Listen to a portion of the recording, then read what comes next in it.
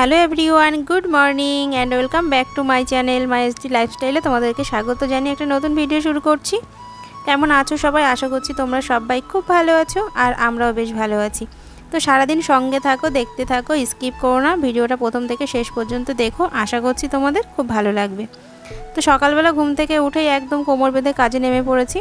তো টুকিটাকি কাজ সেরে আসার পর আগে বেড কভার চেঞ্জ করলাম। একদম বেড কভারটা দেখার হাল ছিল না। একবারে বালিশের কভারগুলো আমি খুলে কাচার জন্য নামিয়ে নিলাম।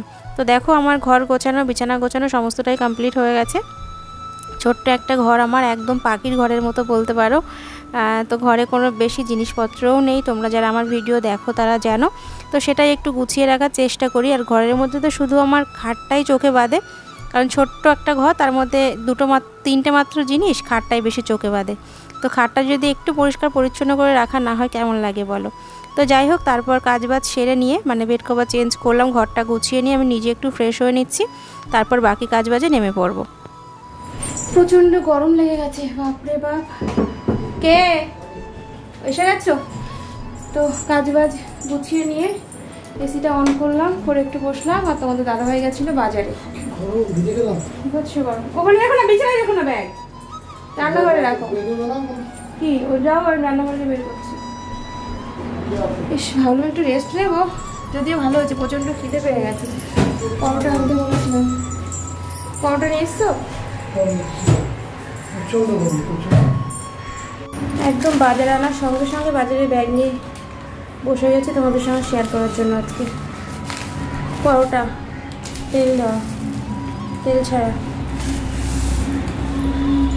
তার মধ্যে মিশতে হচ্ছে নুডলস, বিস্কুট,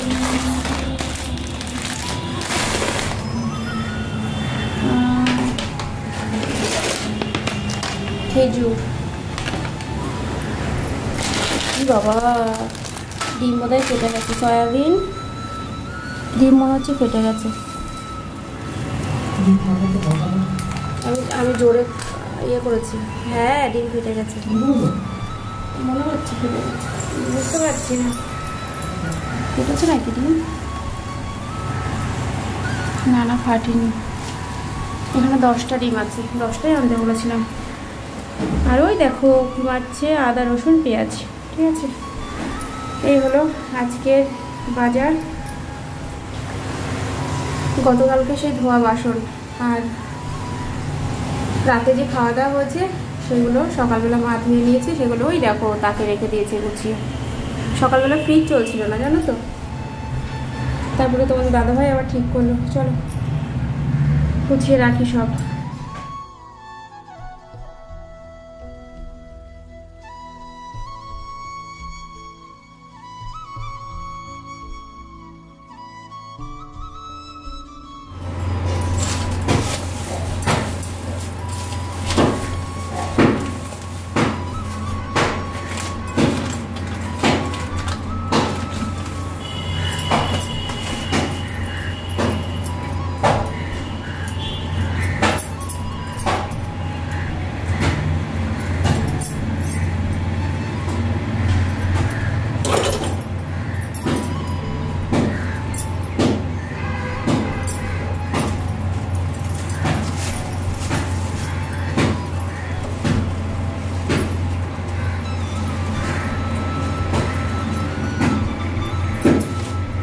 আজকে আমাদের সকালবেলা টিফিন এক একজন এক এক রকম খেয়েছে, 5 জন 5 রকম বলতে পারো। তো এইদিকে আমি আর তোমাদের দাদাভাই তেল ছাড়া পরোটা খাচ্ছি, খাবো। আর এদিকে মনাকে দেওয়া হয়েছে তেল দেওয়া পরোটা। ওইদিকে আমার শ্বশুরমশাই খেয়েছে ছাতুর শরবত। আর আমার শাশুড়িমা জাস্ট চা বিস্কুটই খেয়েছে, কিন্তু গতকালকে ভাত রয়েছে, মা বললো যে আমি ভাত খাবো। তার সঙ্গে আরও একটা জিনিস আছে খাবার, সেটা সকালের খাবার মোটামুটি টিফিন বলতে পারো সবার হয়ে যাবে, ভাতটা না খেলেও চলে যাবে। আর পরোটাও তো খুব একটা বেশি নয়, মাত্র 3টে পরোটা তেল ছাড়া। তো আমার বর খেয়েছে 2টো, আমি খেয়েছি 1টা। আর ছেলের জন্য 2টো পরোটা আমি ছিঁড়ে দিলাম, ও ছিঁড়ে খেতে পারে না, তো ওর জন্য আমি ছিঁড়ে দিলাম। আর পরোটা আনলে ওকে ছিঁড়েই দিতে হয়। আজকে এই ডাল কটা যখন আমি ঢাললাম তখন না একটা কথা আমার প্রচণ্ড মনে পড়লো। সেটা হচ্ছে আমরা বৃহস্পতিবারে যখন পাঁচালি পড়ি, দেখবে পাঁচালিতে লেখা রয়েছে এক মুষ্টি করেইতে বলে, মানে এক মুঠ করে রেখে দাও, সেটা অসময়ে কাজে লাগবে। সত্যিই তাই গো, এক মুঠো করে রেখে দিলে না অসময়ে কাজে লাগে। তোমাদের দাদাভাই ডাল আনতে ভুলে গেছে। হ্যাঁ, এইবার বলছে কি ডিম হবে, ডিম সয়াবিন কষা হবে, ডাল হবে, আলুর চোখা হবে। এইবার ডাল তো আনতে ভুলে গেছে, তো আমি একটু একটু অল্প অল্প করে যখনই ডাল নিয়ে আসে না তখনই রেখে দিয়ে এই যে এই ডাল কটা হয়েছে। তো এই ডাল কটা আমাদের মোটামুটি একবেলা কিন্তু আরামসে হয়ে যাবে। ঠিক আছে, তাই মনে পড়লো, সত্যি মা লক্ষ্মীর পাঁচালিতে ঠিকই লেখা থাকে। সেদ্ধ করে রেখে দিয়েছি, এদিকে ডালের জলটা বসিয়ে দিয়েছি। আজকে আর ওই ভুল করবো না, আমি সারা শীতে ধরবো না, আজকে আমি এই ন্যাকড়াটা দিয়ে কাপড় ছেঁড়াটা দিয়ে ধরবো। ঠিক আছে, চলো ডাল বসিয়ে দিই, একটু ধুয়ে নিই।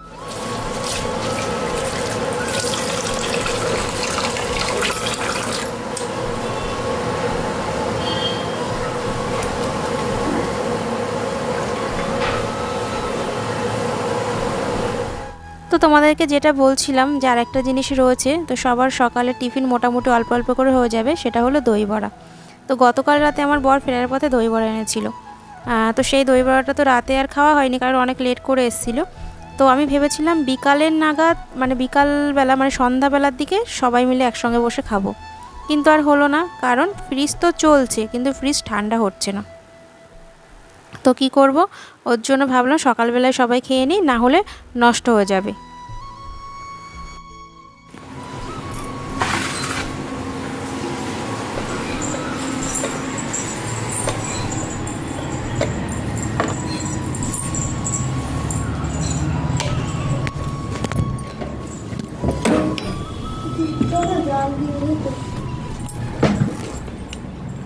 নাও না নাও না নাও, এই প্রেশারটা নাও, ওইটা নাও, ওইটা নাও, ওইটা নাও।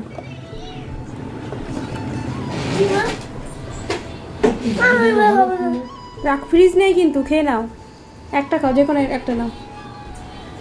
ফ্রিজ কিনতে হবে, ফ্রিজ কিনতে হবে, ফ্রিজ ঠিক করতে হবে।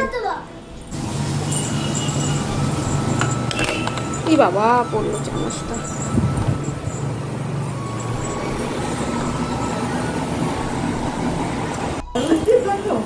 খাওনি কোনোদিন দই বড়া? কেন, টেস্ট না? ওরমই লাগে তো, টক টক মিষ্টি মিষ্টি। সকালের খাওয়া দাওয়ার পর্ব তো মোটামুটি শেষ হয়ে গেল। এবার তো আমাকে দুপুরে রান্না বান্না করতে হবে, তাই না? তো চলে এসেছি রান্নাঘরে। তো ফার্স্টেই দেখি সর্ষের তেলের বোতলে তেল নেই, মানে তেল শেষ। তো ড্রাম থেকে তেলটাও ভরে নিলাম, নিয়ে আমি এখন রান্না বসিয়ে দেবো। এদিকে ডাল করা হয়ে গেছে আমার, আর এদিকে ডিম কষাটা করছি। আর আজকে আর বেশি কিছু রান্না তোমাদের সঙ্গে শেয়ার করতে পারলাম না, কেন বলো তো? কারণ দাদা ফোন করেছিল, দাদার সঙ্গে একটু গল্প করছিলাম। আমার দাদা যখন আমাকে ফোন করে, জানো তো, আমরা দুই ভাই বোন প্রচুর গল্প করি, মানে আমাদের সেই গল্পই আর শেষ হয় না, অনেকক্ষণ ধরে কথা বলি। তো তার জন্য রান্নাটা শেয়ার করতে পারলাম না, এমনকি ভিডিওটাও এখনও পাবলিশ করতে পারিনি, জানো তো। ডিমটা কষা কষা করবো, ডালের সঙ্গে তো ভালো লাগবে।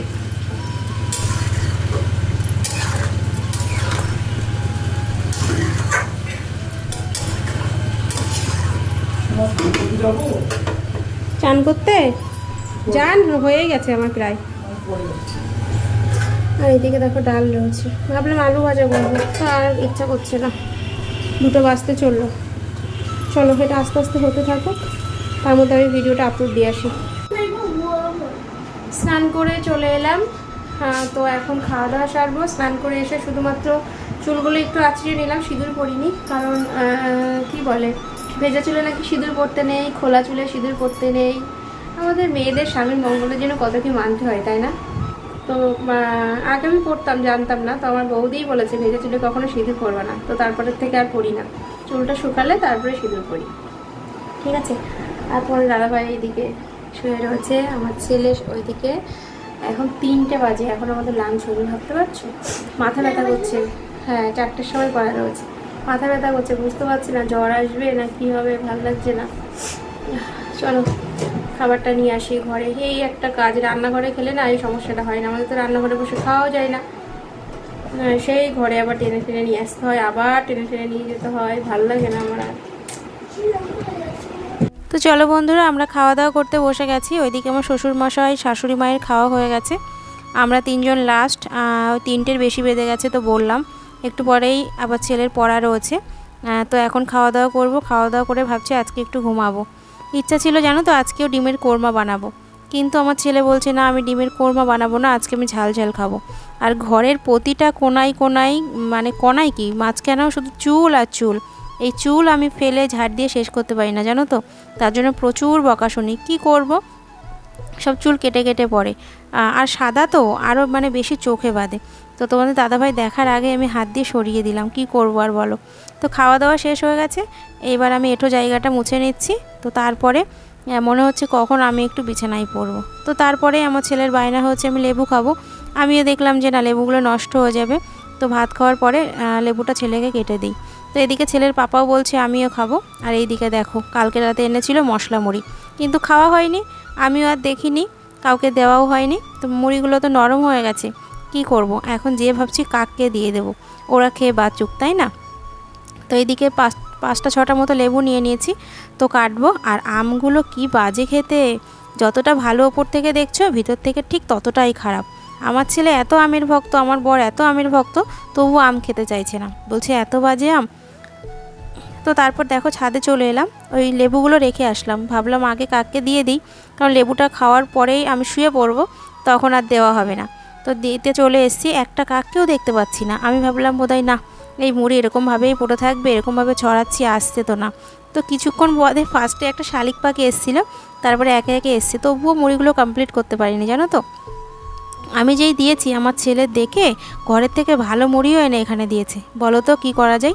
আমি বলছি কোথায় ছিল, বলছি কি না না এই ঘরে পড়েছিল, পরে যেয়ে দেখি যে না, ঘরের থেকে মুড়ি নিয়ে এসে কাককে দিয়েছে।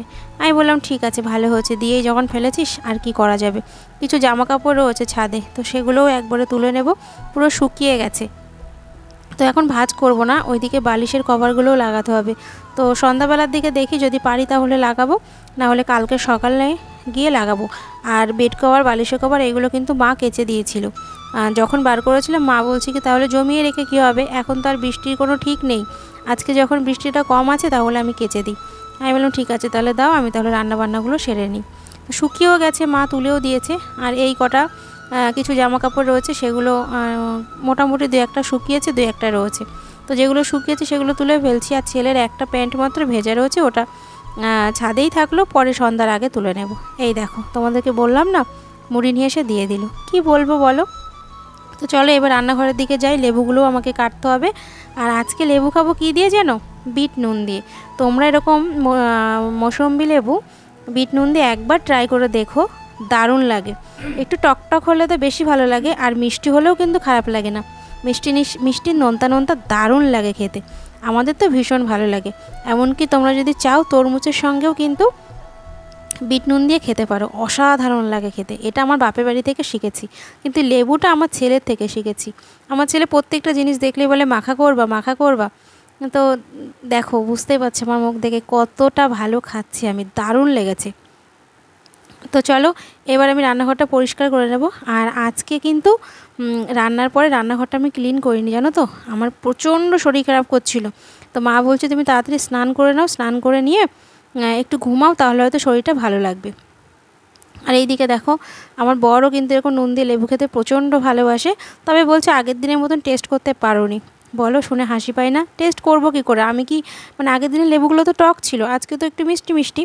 তো আমি বলছি কি আমি কি লেবুগুলো ফলিয়েছি যে লেবুগুলো টক টক হবে, আগের দিনের মতন টেস্ট হবে, আমি কি বানিয়েছি। তো যাই হোক, তারপর দেখো আমি 2-1টা মাত্র খেলাম, বেশি খেতে পারলাম না, কারণ আমার ঠোঁটে কেটে গেছে, ওর জন্য আমি খাওয়া দাওয়া করে শুয়ে পড়েছি। তো গুড ইভিনিং ফ্রেন্ডস, সন্ধ্যাবেলায় উঠে পড়েছি, অনেকক্ষণ ব্যাগ দিয়ে তোমাদের সামনে এলাম। তো আজকে সন্ধ্যা টিফিনে রয়েছে কেক। তো আজকে আর বেশি কিছু শেয়ার করলাম না। আজকে ভিডিওটি কেমন লাগলো কমেন্ট করে জানিও, ভালো লাগলে লাইক কমেন্ট শেয়ার করো। টাটা।